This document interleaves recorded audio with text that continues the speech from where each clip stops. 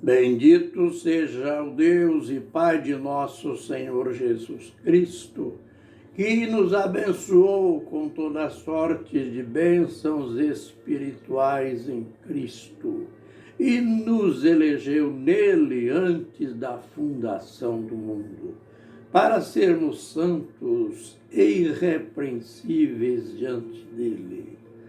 Aos Efésios, capítulo 1, versos 3 e 4. Ministério Pão Vivo.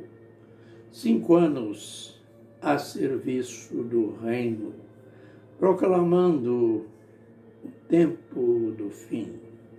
A bendita esperança da igreja, a bendita esperança que é a volta de nosso Senhor Jesus Cristo. Dentro de nosso tema, o Apocalipse para todos. É claro que temos ligado Daniel, que é chamado o Apocalipse do Velho Testamento, ao nosso tema Apocalipse para todos. E estamos naquele ponto da visão de Daniel, a visão dos 4 animais, e ele ficou mais curioso, diríamos assim, ou perplexo, diante do 4º animal, com o destaque para o fato de que este animal tinha 10 chifres e surgiu entre os 10, que é chamado na palavra profética de chifre pequeno. E este era estranho, ele tinha olhos como de homem e uma boca que falava palavras de escárnio, palavras de blasfêmias contra Deus.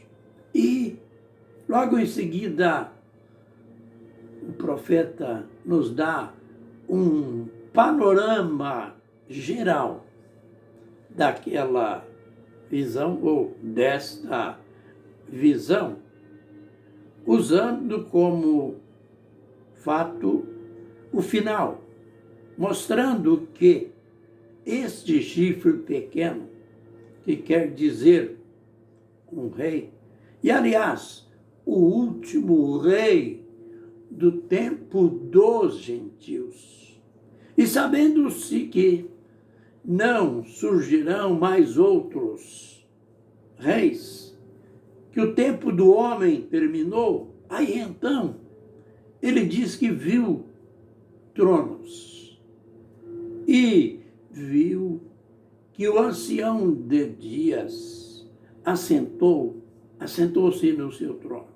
Aí então ele mostra a majestade do ancião de dias, que é um símbolo, uma figura do Deus Todo-Poderoso.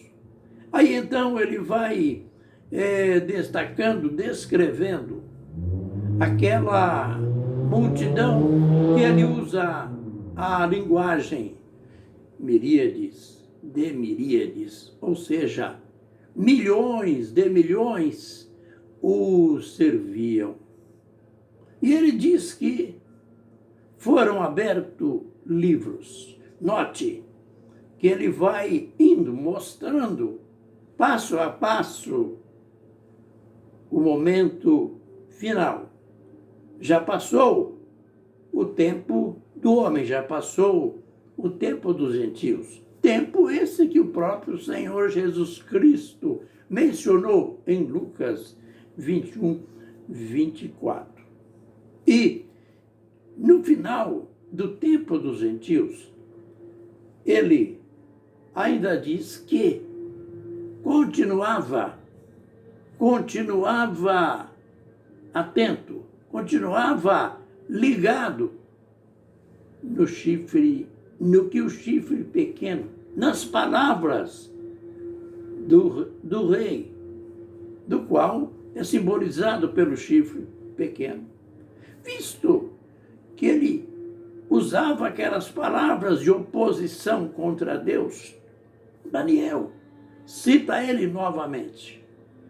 Mas aí ele cita que os outros reis, isto é, os outros 4, terminaram seus reinados políticos de modo natural, tiveram morte natural. Ah, mas este rei do chifre pequeno, não.